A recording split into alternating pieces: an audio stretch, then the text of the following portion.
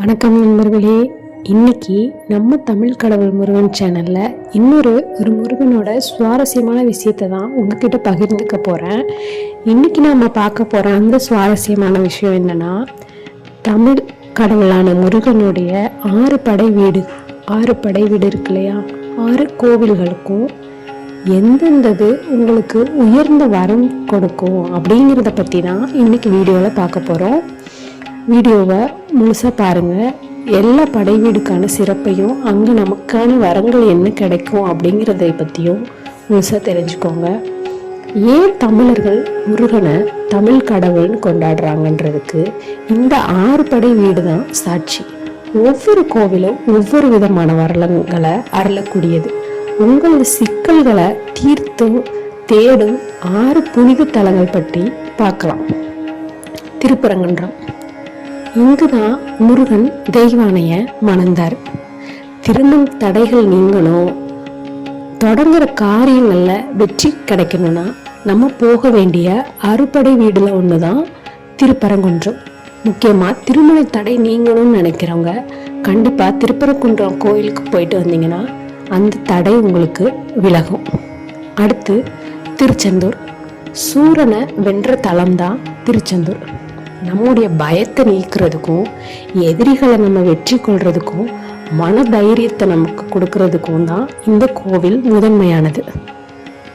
So நமக்கு எந்த ஒரு பிரச்சனையிலையும் வெற்றி கிடைக்கணும், நம்ம எதிரிகளை எதிர்கொள்றதுக்கு நமக்கு தைரியம் வேணும்னு நினைக்கிறவங்க நம்ம திருச்செந்தூர் கோயிலுக்கு போகணும். அடுத்து பழனி கோவிலில் போகர் உருவாக்கிய நவபாஷண சிலை. இது தீராத நோய்களையும் நீக்கக்கூடியது.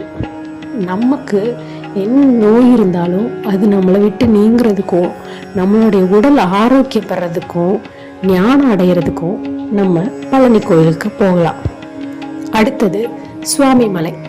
முருகன் தன்னுடைய தந்தைக்கே குருவா மாறி உபதேசித்த தலம்தான் சுவாமிமலை. கல்வி, அறிவு, நினைவாற்றல், பேச்சுத்திறன் அதிகரிக்கணும்னு நினைக்கிறவங்க கண்டிப்பா சுவாமிமலை கோயிலுக்கு போங்க. அடுத்து திருத்தணி.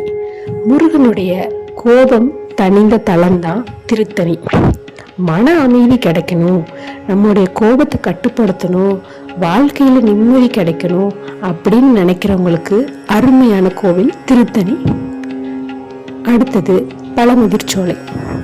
இயற்கையான எழில் மிகுந்த தலம். குடும்ப ஒற்றுமைக்காகவும் செல்வ வளத்துக்காகவும் நீங்க வேண்டிக்கணும்னு நினைச்சீங்கன்னா, முருகனுடைய பரிபூர்ண ஆசி பெறணும்னா கண்டிப்பா பழமுதிர்ச்சோலைக்கு போங்க. அந்த கோவில் கண்டிப்பா அதை உங்களுக்கு கொடுக்கும். இந்த 6 கோவிலையும் தரிசிக்கிறது நம்மளுடைய வாழ்க்கையில எத்தகைய மாற்றத்தை கொண்டு வரும்ன்றது ஒரு பெரிய விஷயம்.